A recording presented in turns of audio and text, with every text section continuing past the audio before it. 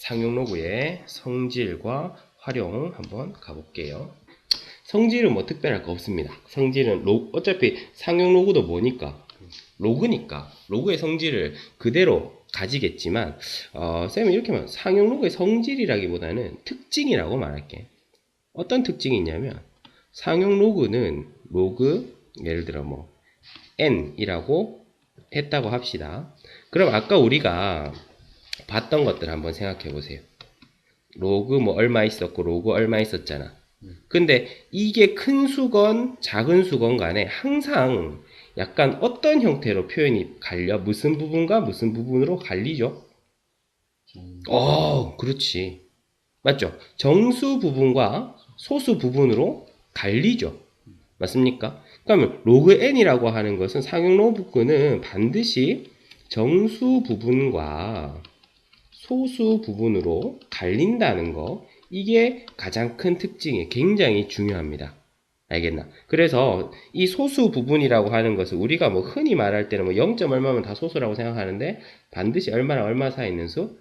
0과 1 사이에 있는 수. 알겠죠? 그렇게 이것도 더하기라 돼 있죠? 그렇기 때문에 아까 우리가 마이너스 2.3 이런 것들을 예쁜 모양으로 만드는 연습까지도 했습니다. 알겠죠? 그래서 상용 로그는 특징이 뭐냐? 반드시 이렇게 두 가지로 구분해서 표현을 할 수가 있다는 거. 이게 상용 로그가 있으면 정수 부분이 얼마고 소수 부분이 얼마다라고 구분해서 표현할 수가 있고, 우리가 가질 수 있는 호기심은 그거죠. 그럼 왜 이렇게 굳이 구분을 하는가? 맞죠? 왜 이렇게 굳이 구분을 하는가에 대해서 이제 또 공부를 해보도록 하겠습니다. 누군가가 너 상용 로그 왜 배워? 라고 묻는다면 상용 로그는 깔끔하게 이렇게 설명할 수 있어요. 아주 크거나 아주 작은 수를 분석하기 위해 가장 적당한 도구라고. 알겠습니까? 그래서 상용 로그가 실제로 뭐 저번에 처음에도 얘기했지만 뭐 천문학이라든지 생물학이라든지 화학이라든지 오만데 다 쓰여요. 오케이? 그러니까 큰 수를 다루는데 굉장히 유용하다고 했는데 가장 대표적으로 한번 가볼게.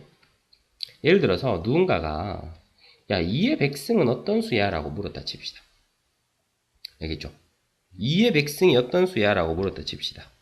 그러면은 상용 로그를 이용해서 계산기 없이 아주 멋지게 해결하는 거 하나 보여줄게요. 그래서 지금 우리가 배우는 것은 상용 로그의 특징과 그 특징을 활용해서 큰 수와 작은 수를 분석하는 연습을 하는 거예요.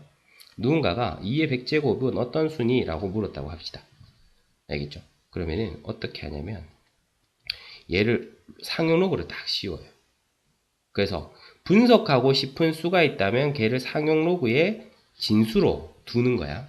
그러고 나서 우리가 어떤 작업을 할 수가 있냐면 자, 로그의 성질을 이용해서 어떻게 됩니까? 100배의 로그 얼마가 돼요? 2가 되죠. 그 다음에 로그 2는 뒤에 표에 찾아볼 수 있어요? 없어요? 있죠. 로그 2가 0.3010이에요. 그럼 100배에 0.3010이 되죠. 그러면은 이거는 왜 되노? 30.10이 되잖아요. 그럼 이걸 내가 다시 로그를 이용해서 표현을 하는 거야. 그러니까 30.10이라고 하는 거는 30 더하기 0.1이잖아. 아까 우리가 얘기했던 정수 부분과 소수 부분으로 구분이 됐어요. 그러면 이 0.1을 또 뒤에 표에 찾아보니까 정확히 안 맞아도 대충 맞는 걸 찾으면 돼요. 즉 0.1.0, 1.02가 0.86이고 1.03이 0.28이 128이니까 얘랑 얘 사이쯤 될 거 아니야. 무슨 말인지 알겠나? 그럼 1.025가 되겠네요. 대충 근사치로 해봤더니 30 더하기 얘는 뒤에 표에 찾아봤더니 로그 1.025가 된 거예요. 무슨 말인지 알겠습니까? 그러고 나서 이 30을 그러면 우리가 어떻게 표현할 수 있냐면 아까 해봤잖아. 아까 했던 거 그대로 거꾸로 한다고 생각하면 돼요. 로그 10의 몇 승이라고 표현할 수 있겠어? 30승이라고 표현할 수 있겠죠. 로그 10의 30승이 30이잖아요. 맞습니까? 그럼 더하기 로그 1.025 그러면은 어떻게 됩니까? 로그에다가 얘랑 곱하니까 1.025 곱하기 10의 30승이다. 이렇게 되는 거죠. 그렇게 하고 나면은 결론적으로 어떻게 되냐면 로그 얘랑 같으니까 결론적으로 얘랑 얘가 어떻다는 거야? 같다는 거죠. 맞습니까? 그럼 2의 백승이라고 하는 수는 어떻게 되는 거예요? 1.025에다가 10의 몇 제곱? 30제곱 한 거니까 이렇게 해서 하나, 둘, 셋, 넷, 다섯, 여섯 해서 30칸을 더 간 거예요. 그러면 총 몇 자릿수가 되겠어? 30. 요서부터 하나, 둘, 셋, 넷, 30개 되니까 요만큼이 30개에다가 한 자리 추가되잖아요. 맞습니까? 그래서 몇 자릿수가 되겠고 31자릿수가 되겠고 맞습니까? 그 다음에 2의 백승이라고 하는 거 생긴 거는 1, 0, 2, 5 해서 어떻게 생겼다라고 할 수 있고 그 다음에 실제로 이거는 완전히 같은 게 아니라 근사값이기 때문에 요 뒤에는 정확히 얼마인지 몰라요. 하지만 우리가 아주 큰 수를 분석할 때는 얘가 몇 자리쯤 되는지 그 다음에 앞에는 어떤 수가 있는지 뭐 그 정도 알면 충분하죠. 맞습니까? 그래서 상용로그의 성질 중에 가장 크고 중요한 것이 얘는 정수 부분과 소수 부분으로 나뉘며 우리 방금 따지고 보니까 어때? 이 정수 부분을 보니까 뭘 알 수 있는 거야? 얘의 뭘 알 수 있는 거예요? 이게 30이니까 이게 31자리였잖아. 맞죠? 그러니까 얘의 뭐를 알 수 있는 거다? 자릿수, 스케일을 알 수 있는 거고 맞습니까? 그 다음에 소수 부분을 보니까 이게 소수 부분이잖아. 맞죠? 소수 부분을 봤더니 얘랑 얘가 곧 얘니까 얘의 수의 배열 2의 백승이 어떻게 생겼는지를 알 수 있게 되죠. 무슨 말인지 알겠습니까? 오케이. 상용로그라고 하는 것은 다시 한번 목적은 이렇게 생각하면 돼요. 상용로그는 활용되는 제일 큰 게 진수를 분석한다. 알겠죠? 근데 이 진수는 주로 어떤 수다? 뭐 2의 백승이라든지 뭐 3의 마이너스 2백승이라든지 매우 크거나 매우 작은 수를 의미합니다. 그럼 이런 수를 분석한다라고 하는 것은 첫 번째 뭐를 알아낸다? 자릿수를 알아내는 거지. 스케일.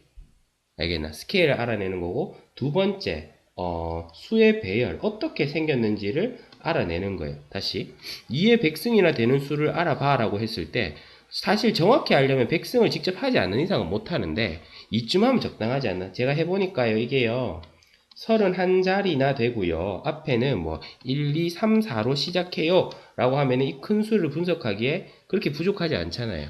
맞습니까? 그래서 아주 크거나 아주 작은 진수를 분석하기 위해서 상용 로그를 쓰고 크게 두 가지 자릿수와 그 배열 상태를 분석하기 위해서 상용 로그를 쓴다. 근데 그 자릿수라는 것은 우리가 어떻게 분석하고 배열 상태라고 하는 것은 어떻게 분석하는지를 보니까 로그라는 녀석은 무슨 부분과 정수 부분과 소수 부분으로 나뉘는데 이 정수 부분을 보고서 뭐를 분석하고 자릿수를 분석하고 이 소수 부분을 보고서 뭘 분석한다? 이 배열을 분석한다는 거예요. 알겠습니까? 그럼 정수 부분이 이거는 훈련을 하면 금방 익숙해집니다. 정수 부분이 예를 들어 3이야. 그러면 자릿수는 4자리가 됩니다. 해보면 돼요. 아까 정수 부분이 30일 때 몇 자리였어? 31자리였잖아요. 맞습니까? 오케이. 그런 식으로 이해를 하시면 되고, 배열이라고 하는 것은 이렇게 생각하면 되죠. 이 소수 부분을 내가 로그로 표현을 했을 때, 알겠습니까? 얘랑 얘는 배열이 어떻다? 같다. 알겠죠? 아까 봐도, 예를 들어 로그, 뭐 2의 백승 같은 경우에 30 더하기 로그 뭐 6.25였다 합시다. 오케이? 그럼 이게 30이니까 얘가 몇 자릿수라는 걸 알 수가 있고 31자릿수라는 걸 알 수 있고 이게 6.25라고 하는 것은 얘가 사실 생긴 걸 보면 어떻게 생겼다는 거지. 6, 2, 5 블라블라블라 가서 몇 자릿수다? 31자릿수다. 이렇게 해석할 수 있다는 겁니다. 무슨 말인지 알겠죠? 오케이? 그렇게 하시면 로그의 활용을 거의 대부분 한 거고 그 다음에 이게 큰 수를 분석하는 거 방금 공부했는데 작은 수 분석하는 건 안 해봤거든요. 그건 직접 풀면서 쌤한테 뭐 개별적으로 물어보고 그렇게 하면 되겠고 그 다음에 이거 실질적인 활용은 이런 게 제일 많고, 또 문제의 스타일은 여러 가지 스타일이 있으니까 그런 것들은 또 풀면서 같이 해보면 되겠어요.